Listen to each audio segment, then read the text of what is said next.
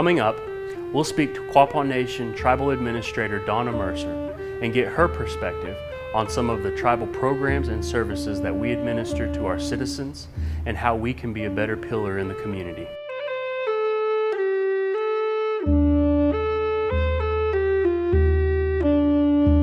Good morning and welcome to this edition of the Chairman's Fireside Chat. I'm pleased to have our guest with us today, Ms. Donna Mercer, our Tribal Administrator. Good morning, Donna. Good morning. So I'm really glad that you could join me on the show today just to highlight some of the things that you've been involved with and where our tribe is going towards the future. But first, if you could just give us maybe a brief introduction and tell us a little bit about yourself. Sure, I'd love to. I have been involved in tribal government for the last 39 years. I actually started with Quapaw, was hired by Barbara Collier to work on an ANA grant with Dan Jennings. I worked with Dan, I worked with Bill and Henry Ellick, and I worked with Walter King. So I was there whenever the tribe was just really in their new location and getting started on the Pow Wow grounds where they're at now, and was there for 5 years. Then went to work at Wyandotte to help them with their accounting department and their audit findings and things, so that to help get things better on track there. Worked there 14.5 years, and then J.R. Matthews recruited me to come back to Quapaw to help them with their accounting issues and audit findings, because we were looking at going to self-governance at that time and trying to meet all the requirements that we had to meet for self-governance. So I came back and have been there for over 19 years now. So when I started, we had like 30 employees, government employees. We just had the little complex there at the Pow Wow grounds. So in that time, in that 19 years now, we've grown to over 300 government employees. So I feel like, you know, we've put a lot of emphasis on tribal member employment. Out of those 300, we have like 94 that are tribal members. That's great. And so that is a very good percentage, I feel. And then another probably 40 or 50 that are either spouses of tribal members or other Native Americans. So, you know, that is something that we've really worked hard at. I think one of the other things is becoming self-governance. We signed our compact, I believe, in 2004 with Quapaw Nation and the Department of Interior. That really opened up a lot of doors for us at the tribe, you know. And I'm sorry to interrupt. Okay, that's fine. But can we talk about that, exactly what self-governance is and what it means to tribes and what it means to our citizens? Well, self-governance is back, the Department of Interior decided to, instead of them controlling our money and making us file contracts and follow all of their regulations, they realized that, you know, tribes know better about what their people need and how their funds need to be spent to support the people, because everybody's area is different. So you know, the BIA was telling you had to do this and this, didn't fit our area and our people. So we were allowed to file with them and get a compact and sign it and take over our funds ourselves, so that we could reprogram them, we could use them to strengthen our sovereignty issues that the tribe has by having our own money, making our own decisions, plus strengthen the programs that we had and being able to pull from one program that we may not really need the money in and moving it to another program where we had a lot of usage for the tribal members. And so it gives us that flexibility, which has really strengthened our status in the county and with our tribal members, all the things that self-governance brings. We did have issues because they were not giving us our shares as we felt like was money that was due us. So we did have to file some suits against the Department of Interior. We worked with them and then finally got a lump sum settlement that they just add to our compact every year to our funding agreement to cover those issues that we didn't feel like they gave us the money that we were entitled to. I think that probably whenever self-governance first come in, they had some shortfall funds where they would make up the difference with the first tribes. My personal opinion, I really thought they thought the tribes would fail. and they would be able to pull, have that money. But as more tribes succeeded and were pulling their funds, then they realized they were coming up short with money. So we had to really fight for our shares and our money for Quapaw Nation. I think that's a very interesting perspective and really insight, because you were really at the ground level before self-governance. Right. And then once you saw the implementation of those federal dollars, like you said, some of the sovereignty of the tribe is strengthened. We receive more flexibility. There was a phase where our tribe went through some growing pains. Sure. And being able to now understand what our folks need and how better to serve those interests, Right. Is a benefit for our tribe and for its citizens. Yes. So can you talk about some of the programs that we have self-governance on? Well, we have our General Assistance Program, which is something that's really one of the highly utilized programs that we have. It's for individuals that maybe between jobs or just needing some assistance. We help with that. And then our job placement training, where maybe someone got a new job and it's, say, a nurse or a welder or someone, and they need some extra funds to help with tools or things that they need for them to be able to do that job. And we're able to do that with our job placement training money. And there is education money in some of our compact money. It's not a lot, but it is something that helps contribute then to the education department that we have now that the tribe helps fund. We do have some for there. We have our vocational training, which helps, like if you can be job ready in 2 years, and we fund that, and we're able to buy tools and things they need for those, and to help with those stipends to help them to be able to achieve those trades and things. So those are just really the highlights. That in our Indian Child Welfare is in that we compacted our Indian Child Welfare funds, so we can have more direct involvement to say where our children are, how we operate that, what we need to do to take care of them. That's great. That's Yes. fantastic. And you talk about all of these programs that our tribe has been able to create, establish, and really implement.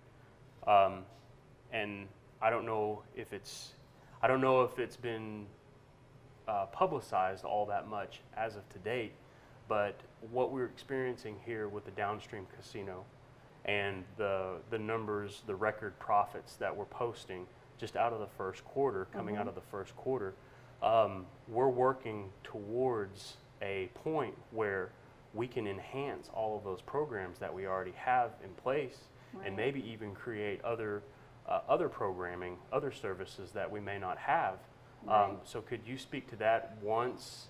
Because I feel like we're at a good level to service our people, Yes. but whenever those casino funds continue to start generating more funds into the general fund, could you talk how that could and potentially will help service our people? Oh yes, I mean where we're at today is because of the casino that the funds that we've gotten in the past and the development, but because we wouldn't be able to do the things. Our tribal member insurance plan, for instance, which was the first one developed in the nation, that we were able to do and fund, which helps all of our members, no matter where they live.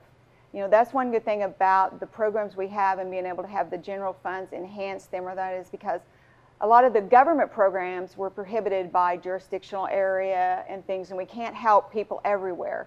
And that's, some of the questions I get was, why can't I have this service if they have this service? Well, it's because those are government funds and we have to restrict those. So with the general funds and being able to increase those services, and it helps to provide them all over, wherever our tribal members are.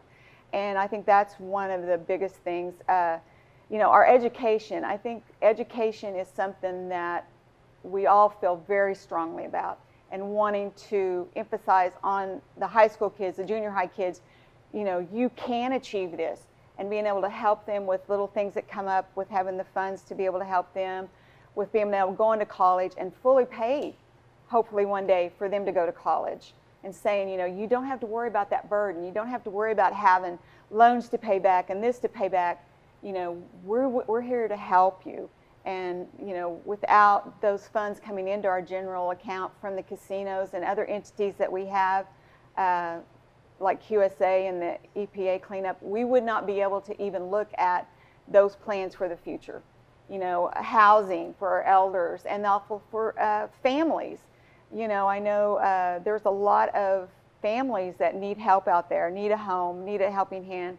Right now, a lot of the programs deal mostly with elderly housing and stuff that would, that would be something that would be great, and that we would have those funds to be able to look at that and provide single dwelling housing for families, and help them to achieve that, which owning a home and having something of your own, that gives you pride.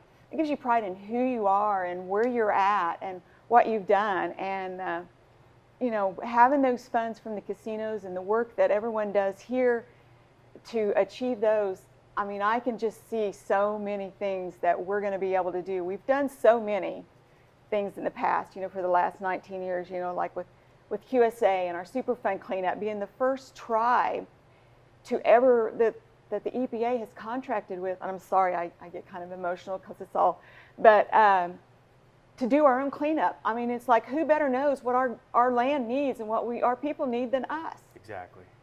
And so to be able to do that, and we have done a great job with that, and what we can be able to do with the future with that land, of making it into wetlands. We've taken our lands back for farming and being able to grow our own crops, which feed our own cattle, which feed our own tribal members. All of those things have come about because of downstream and the casinos and the foresight and the work that people have put in to our tribe, because we want it to be better in the future. We want to leave a better nation than what we started with. Absolutely, absolutely. And I share a lot of your sentiment, and I appreciate your passion for that. I can really tell. And I don't think it's something that's really well known by a lot of folks, is like, you are extremely passionate about not just the people, but your job and what all that entails as tribal administrator. Right. And I think a lot of times, let me just say that okay. I as chairman of the tribe, am extremely grateful for the things that you do, the issues and the challenges that you engage with and you overcome. There's a lot that you do. There's a lot of hats that you wear. Yeah.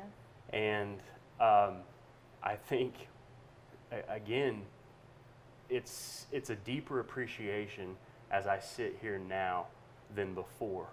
A lot of times it's easier to be on the outside looking in and cast stones, if you will. Mm-hmm. And, coming into this position, there was a lot of talk of, I'll just be frank, letting you go. I think the first couple weeks you were fired 5 times by my count. Yeah. And I was like, no, we want to give Donna a chance. She's been with the tribe for so long. She's done a fantastic job. She's held all of these different positions, and she knows kind of the internal mechanisms of how the tribe operates. So to just cut you from the jump would have been a tremendous detriment to not just the administration, but also the people that we serve. Mm-hmm. And so I want to thank you for you. sticking around and having the patience, because it's challenging anytime a new administration comes in. Right. And I think that we are in a really great spot. Oh, yes. So with that, can you talk a little bit about, I guess, the distinction, if you feel comfortable with sharing some of the differences between previous administration and this administration on how we go into the future, where we're going now? Oh, okay. Yes. My philosophy has been with my position and with the people I work with and with the tribal members is, we do our jobs. We do them to the best of our ability, no matter what the administration is. We have a job to do. We're to take care of tribal members. We're to provide the services. We're to make sure that things are done correctly for the tribe, and that's what we do, no matter what. At times, yes, it is difficult because, some of the previous administration, they wouldn't take the time to ask questions and find out what's really going on, what we need to do. They would make snap decisions on people, on projects, and things that we were dealing with without really getting in and knowing what actually is going on. And I commend you and Guy and them for what you've done so far, because you've taken that time, you ask those questions. We don't have that fear at the office of getting, of making a wrong decision or not saying the right things. Then we're going to get called on, for that. And that is one of the biggest difference that I hear from all of the employees and from other people that we deal with, is that they have the freedom to be able to feel like they can make decisions, they can voice their opinions, and they can do what they need to do and not feel like that they're going to be called on the carpet for it. And I can appreciate that, because that's something that we really took a vested interest in. As soon as we hit the ground running, we wanted to make sure that we had a good, safe working environment. Yes. And kind of disrupting the previous culture and creating a culture of not necessarily being hands-on, understanding that we have people in place such as yourself and other people in executive leadership positions, not just on the government side, but in all of our business entities. Mm-hmm. We want to give those people, such as yourself, the tools and the support that you need to make those decisions, because you know it better than anybody else. You know it better than us. We're just here to support you. We're here to answer any questions you may have and resolve problems that you may have. But ultimately, we trust and we have trust and confidence of your abilities to carry that out. And it's all to better serve the people. Yes. A good, safe work environment creates that morale. Yes. And so when you have employees on the tribal government side that are happy about coming into work and doing the work that's put in front of them, it creates a better environment for everyone. Yes, it does. And we do. We have great employees. I have great directors that run their departments. They know what needs to be done, and they do that. I don't profess to know everything about every department. I'm there as their backup, like you're here for my backup. Yeah. If I don't have the right people in those positions and cannot walk away and say, okay, take care of your job, you know what you need to do, I'm here. If I'm constantly having to oversee them, then that's on me. I'm not doing what I need to do to make sure they have the tools, the education, or whatever to do that job. That's on me. And that's one thing that we have been very blessed in, is we have directors and people that are working in their departments that do their jobs. They make great people to work with. They make good decisions. They have the tribal's members' interest at heart. And I know sometimes people don't think we do, but we do, because we have to look at the whole thing, the picture as a whole. Exactly. And not just that department or this department.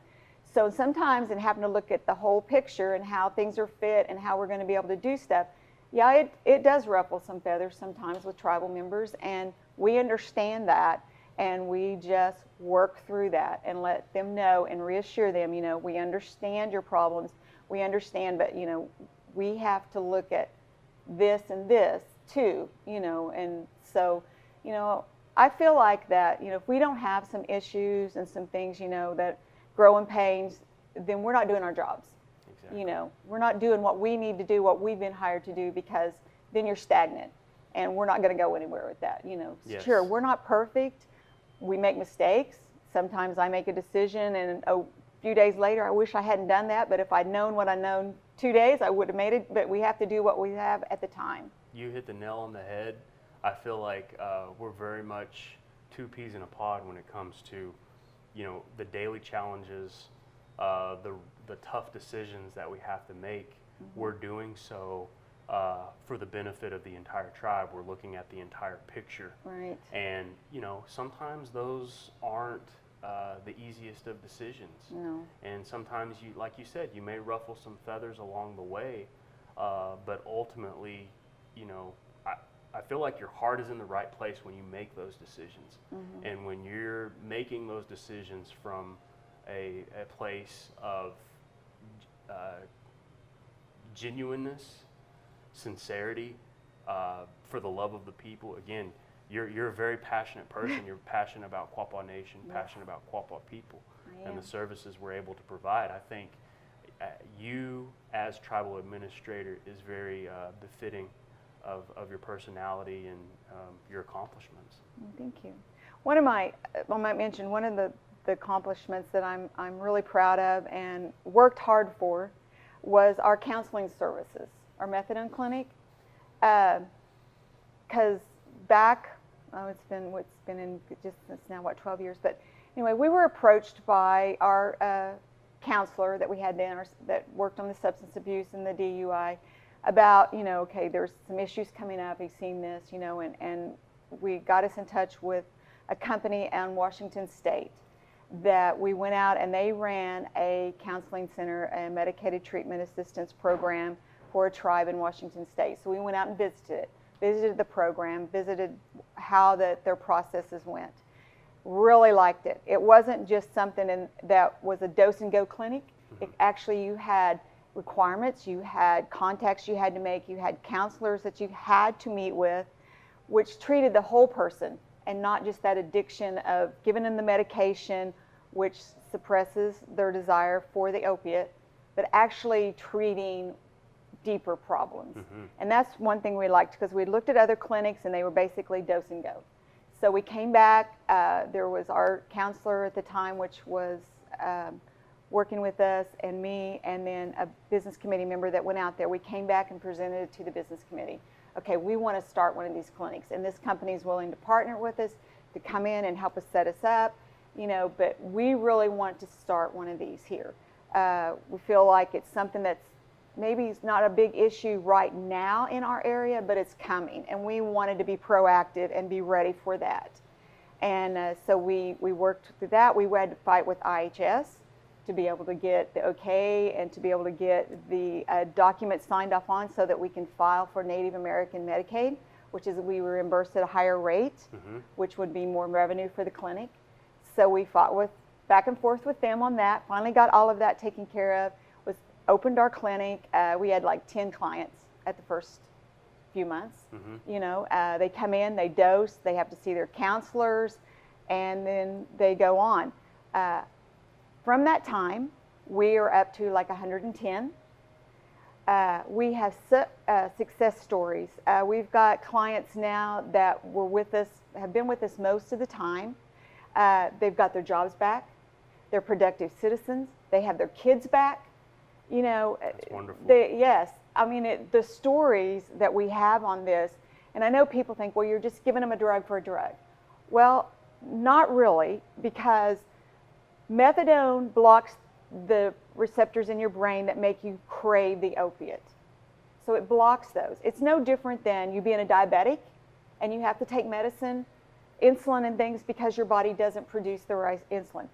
Taking this medicine is no different. Your body craves that, you know, those receptors want that, it blocks that, which clears your mind, and you're able to do this and to work through these and to become the citizens that we made. And we, you know, we have several success stories of that. You know, seeing a mom walk in with her kids after what we know that they've been through because of our program, and we have great counselors, we have great supportive services. You know, that is something that I wanted when I first seen this program back 10 or 11 years ago. I thought, this is where we want to be. And now we've expanded, you know, to not only do just the medicated treatment, but other kinds of counseling and assistance, you know.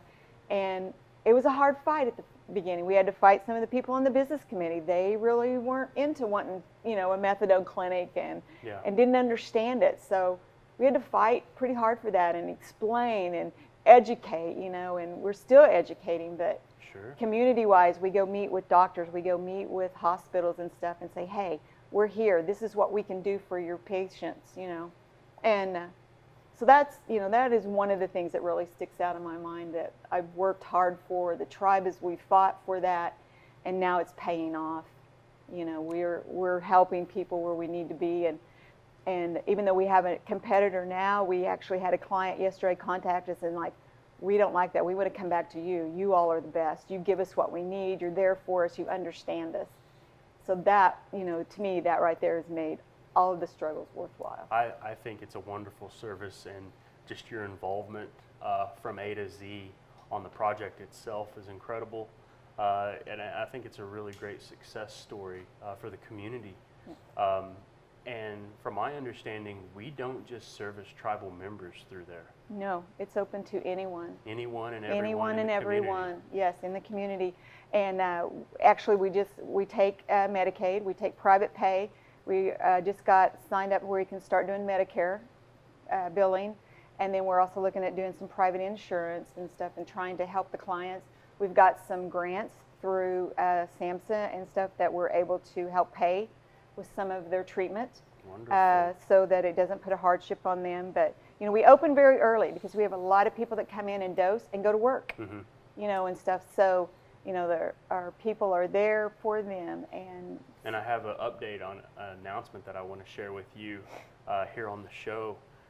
We are actually going to be receiving more grant funding through the Intertribal Council.